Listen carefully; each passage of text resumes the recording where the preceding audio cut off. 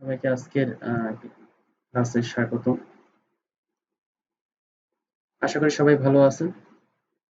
তো আজকে আমরা একটা নতুন বিষয় নিয়ে নতুন বিষয় শিখব। সেটা হচ্ছে আপনারা স্ক্রিনে দেখতে পাচ্ছেন একটা ডিজাইন করা আছে। তো এই ডিজাইনটা কিভাবে করে এটা আমরা শিখবো এবং এই ডিজাইনটা মূলত আহ, আমরা করতে হবে বা করব। এটা হচ্ছে নতুন একটা টুলস ব্যবহার করে, সেটা হচ্ছে স্পাইরাল টুলস। তো এই স্পাইরাল টুলস দিয়ে মূলত আমরা এই ডিজাইনটা করব। তো চলুন শুরু করা যাক। আমি এটাকে সাইডে রেখে নিচ্ছি। ওকে, আচ্ছা। প্রথমে আমরা করব হচ্ছে আপনারা এই লাইন সেগমেন্ট টুলস এর ভিতরে দেখবেন একটি স্পাইরাল টুলস আছে। টুলস নামে একটা টুলস পাবেন। এখানে আমি ক্লিক করে মাউসের লেফট বাটন চেপে ধরলে আমার এরকম একটা শেপ আসবে। তো এটা মূলত যখন আমি আরো মূলত নরমালি থাকে এইভাবে। আচ্ছা, এটা মূলত এই যে মাঝে যে প্যাচ গুলো আছে এটা কম বেশি করা যায়। আমি কিন্তু মাউসের লেফট বাটন চেপে ধরে রাখছি। হ্যাঁ, তো যখন আমি মাউসের লেফট বাটন চেপে ধরে এই যে প্যাচ গুলো বৃদ্ধি বা কম করা যায়, সেটা হচ্ছে আপনার ডিরেকশন কি, আমার যে আপ এবং ডাউন দুটা কি আছে, যদি আমি আপটা প্রেস করি তাহলে এর প্যাচটা বৃদ্ধি পাবে, আর ডাউন অ্যারোটা যদি আমি প্রেস করি তাহলে কি হবে, এর প্যাচ গুলো কমতে থাকবে। তো আমি এতটুকু নিলাম। আচ্ছা, একটু বড় করুন। আচ্ছা, এরপরে এখন আমি একটু এটা স্ট্রোক দিয়ে দিই। আমি একটু পিটি দিয়ে দিই, এটার কালারটা আপাতত ব্ল্যাক দিচ্ছি। ওকে, তো এখন আমি কি করব, মূলত আমার যেহেতু ডিজাইনটা দেখলে আমরা বোঝা যায় এতটুকু আছে। তো আমি এতটুকু রেখে বাকি অংশটুকু আমার দরকার নেই, এতটুকু আমি কেটে ফেলাবো। সেটা হচ্ছে এটাকে কেটে ফেলাইতে লাগলে আমাকে আমরা সিজার টুল ব্যবহার করব। সিজার টুল যেমন আমরা কাঁচি ব্যবহার করি, কাঁচিকে সিজার বলা হয়। হ্যাঁ, তো আমরা কাঁচি ব্যবহার করি কখন, যখন আমরা কোনো জিনিসের অতিরিক্ত হয় বা কেটে ফেলাইতে হয়, তখন আমরা এই কাঁচি ব্যবহার করে অতিরিক্ত অতিরিক্ত অংশটুকু কেটে ফেলাই দিই।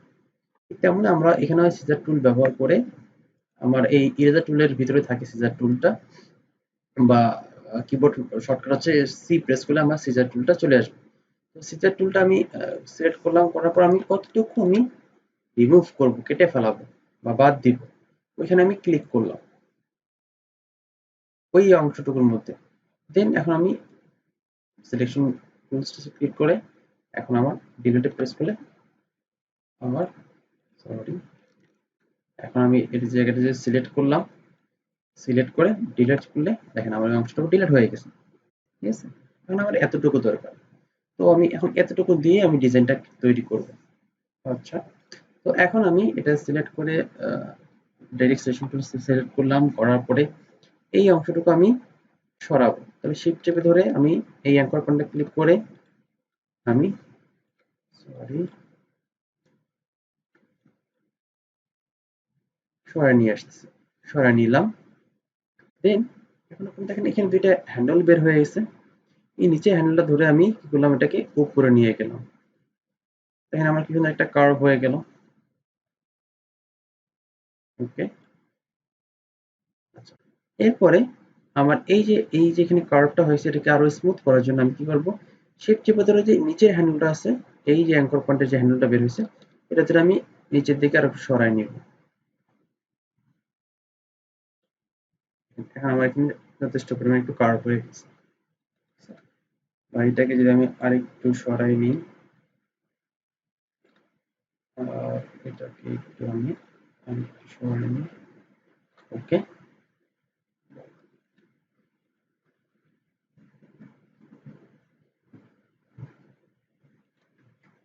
আচ্ছা, এখন আমার কাজ হচ্ছে আমি এটাকে, এটার যে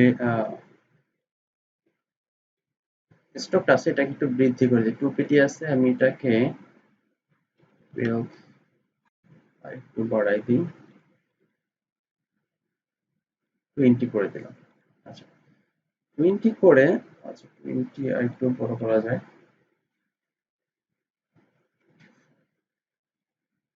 ওকে, 25 করে দিলাম। আচ্ছা, এখন আমি এটাকে কি করব, যেহেতু আমার এখানে আমার এই ডিজাইনটাতে আমার দুই মাথা দেখেন সরু আছে এবং মাঝখানটা মোটা আছে। আচ্ছা, এটা করা যায় হচ্ছে কিভাবে, সেটা হচ্ছে আমরা যে স্টকের পাশে যে এর ভ্যালুটা দেওয়া আছে, পরিমাণটা, এর তার পাশে দেখেন আমার ইউনিফর্ম একটা অপশন আছে। এইখানে আমি ক্লিক করে দেখেন আমার অনেকগুলো অপশন আছে। তার প্রথম যে ইউনিফর্মটা আছে, প্রথম যে স্টাইলটা আছে, সেটা আমি কি করব, ক্লিক করব। তো দেখেন আমার ক্লিক করার সাথে সাথে কি হয়ে গেল, আমার দুই মাথা শুরু হয়ে গেল এবং মাঝখানটা মোটা থাকছে। আচ্ছা, এরপরেও আমি কি করতে পারবো, এইটা মোটা করে মোটা করতে পারবো, মাঝের অংশ বা নির্দিষ্ট অংশটাকে আমি মোটা বা চিকন করতে পারবো। সেটা কিভাবে, এটা সিলেক্ট করে আমার এই দেখেন আমার পাশে উইথ টুল আছে, W press, shift W press করলে আমার চলে আসবে। উইথ টুলটা ক্লিক করলে সিলেক্ট করে আমি যেখানে আমার মোটা করার দরকার হয়, এবারে আমি যদি এখন টান দিই, আমার মোটা হয়ে গেছে।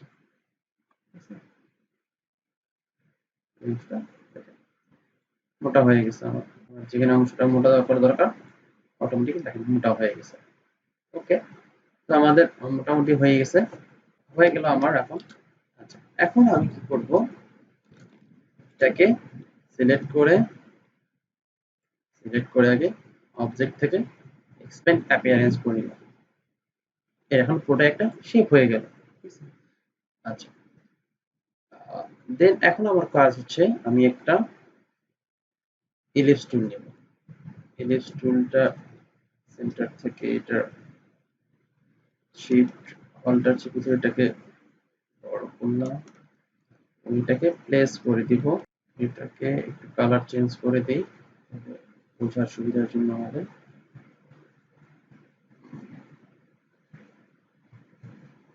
তারপর আমি গ্রিন নিলাম। এটাকে একটু বড় করে, এটাকে এখন কি হলো একটু বড় করলাম। এখন আমি এটাকে করব, সিলেক্ট করে অ্যারেঞ্জ থেকে সেন্ড টু ব্যাকে পাঠাই দেব, ব্যাকে। আচ্ছা, এখন এটাকে আমি একটু প্লেস করে দিই, ছোট করে নিই,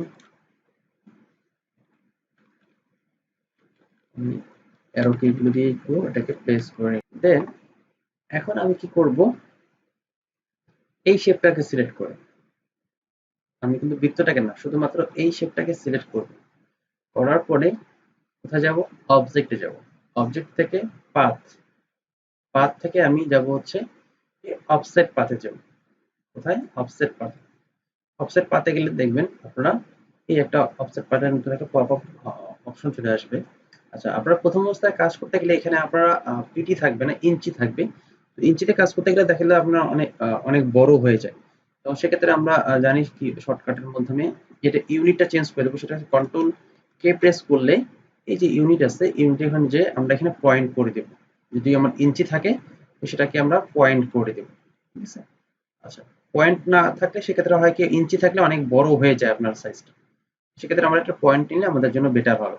আচ্ছা, তো কি করব, আমি এইটা সিলেক্ট করে দেন অবজেক্ট থেকে পাথ, পাথ থেকে অফসেট পাথ, দেন এটাকে আমি আমার কাজের উপর ভিত্তি করে দেখেন আমার একটু অংশ কিন্তু বেড়ে গেছে, অফসেটটা বেড়ে গেছে। আর আমি এটাকে যদি 10 দেই, প্রিভিউ অন করে রাখবেন, 10 দিলে একটু বেশি বড় হয়েছে, তো আমার 7 পিটি দেই মেবি। দেখেন এখন কিন্তু আমার এখন দেখা যাচ্ছে মূলত এই যে আউটলাইনটা, এটা হচ্ছে আমার এই অংশটা বৃদ্ধি পাইছে, যে অফসেট মূলত ওটা। ওকে, এখন আমি কি করব, এই অফসেটের কালারটা আমি চাইলে চেঞ্জ করতে পারবো। অফসেটে এখানে ক্লিক করলেই সিলেক্ট হয়ে গেছে। এখন আমি চাইলে এর কালারটাকেও চেঞ্জ করে দিতে পারবো। দেখেন আমি আপাতত সাদা দিচ্ছি। ওকে, যেহেতু আমাদের এখানে ফাঁকা মনে হচ্ছে, হ্যাঁ, এই জন্য সাদা না দিলে হবে না। আমি চাইলে অন্য কালার দিতে পারবো। আচ্ছা, ওকে, তাহলে এখন আমি কি করব, এই বৃত্তটাকে সিলেক্ট করব, করার পরে এই সাদা অংশটাকে আমি ক্লিক করব, কন্ট্রোল শিফট চেপে ধরে আমি সাদা অংশটা, তাহলে আমার এই সাদা অংশটা অর্থাৎ অফসেটটা এবং হচ্ছে বৃত্তটা সিলেক্ট হয়ে গেল। দেন আমি কোথায় যাব, পাথ ফাইন্ডার থেকে আমি মাইনাস ফন্টে ক্লিক করব। কোথায়, মাইনাস ফন্ট করার পরে আমি কি করব, এটাকে আনগ্রুপ, দেন এই অংশটাকে আমার যেহেতু এটা আমার বাড়তি অংশ, এটাকে আমি ডিলিট করব। দেখেন ডিলিট হয়ে গেছে। ওকে, এখন আমার কাজ হচ্ছে যে এটা আমার একটা অংশ হয়ে গেল। আমি চাইলে এটাকে একটু বাড়ায় দিতে পারি বা ছোট করে দিতে পারি এটাকে। এখন একটা অংশ হয়ে গেল আমার। এখন আমার আরেকটা অংশ আছে। এই আরেকটা অংশটা আমি করবো কিভাবে? ঠিক এটাকে কপি করব। অল্টার চেপে ধরে সিলেক্ট করে অল্টার চেপে ধরে কপি করলাম। করার পরে এটাকে একটু, যেহেতু এটা আমার একটু ছোট আছে, তো এটা আমি কি করব, একটু রোটেট করে নিয়ে ছোট করে নেব।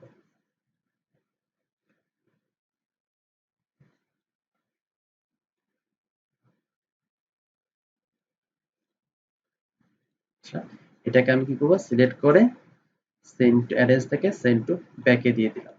ওকে। এখন ঠিক আমি এইটা যেমন অফসেট করলাম, ঠিক একই ভাবে এই যে মাঝের যেটা আছে এটার কালারটা একটু চেঞ্জ করে দিই, তাহলে আমাদের বুঝতে সুবিধা হবে।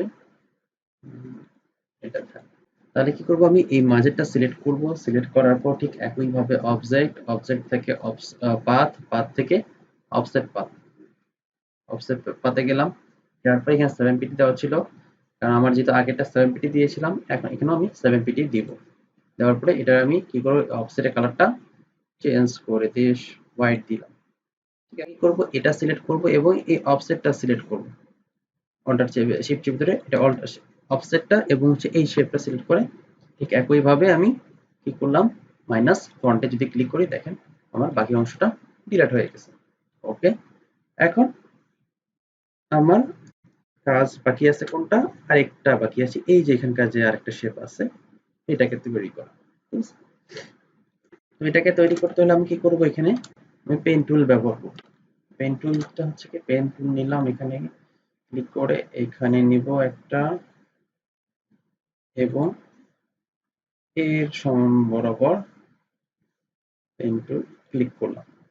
ওকে। করার পরে এখন আমি এখানে একটা কার্ভ করব, সেটা হচ্ছে অল্টার চেপে ধরে, পেন টুল থাকা অবস্থায় অল্টার চেপে ধরে আমি এখানে একটু মাঝে একটু কার্ভ করব। কার্ভ করলে দেখলে এখন আমার মাঝে এই যে দুটা হ্যান্ডল বের হয়ে গেল। আমি এটা কিন্তু আমার স্টক থাকবে। ঠিক আছে, হ্যান্ডল বের হয়ে গেল। এখন আমি মুভ টু ডিরেক্ট সিলেকশন টুলটা সিলেক্ট করে এখন যে আমার এইখানে যে কার্ভটা আছে এই কার্ভ অনুসারে আমি আমার এইটাকেও এটা করে নেব। তো এটাকে আমি একটু চাপাই নিই, এটাকে একটু উপরে তুলে দেই,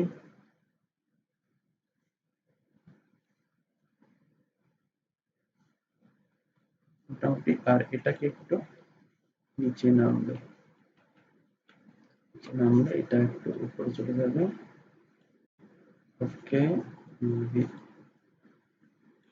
হয়ে গেছে। তো এখন আমার এই লাইনটাকে স্ট্রোকটাকে বাড়াই দিই।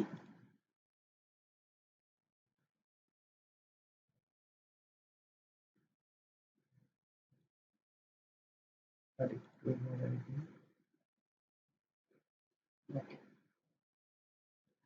এটার এখন আমার ঠিক একইভাবে এই ইউনিফর্মটা কি করবো, প্রথম যে ইউনিফর্মটা আছে এটা উইথ প্রোফাইল 1 এটা আছে, এটা আমি সিলেক্ট করে দিলাম। আচ্ছা, এখন আমি এটা কালার গুলো চেঞ্জ করে দিই, এটার সিলেক্ট করে এটার কালার দি ব্লু দিই, এটা থাক। এবং এটার কালার এটার কালার ম্যাচ করে দিই। দেখেন আমার খুব সহজেই এটা হয়ে গেল। আমি এটা করে এখন আমি কন্ট্রোল জি প্রেস করব। ঠিক আছে? আমার এটা পুরোটাই এখন একটা হয়ে গেল। ঠিক আছে? এইভাবে আপনারা এটা দিয়ে আপনারা আরো অনেক ডিজাইন তৈরি করতে পারবেন। আমরা বিভিন্ন সময় বিভিন্ন জায়গায় বিভিন্ন প্রিন্টে আমরা এরকম ডিজাইন দেখি। তো সেটা হচ্ছে দেখেন এটা করা যায় হচ্ছে, আমি এটাকে ছোট করে নিলাম, করার পরে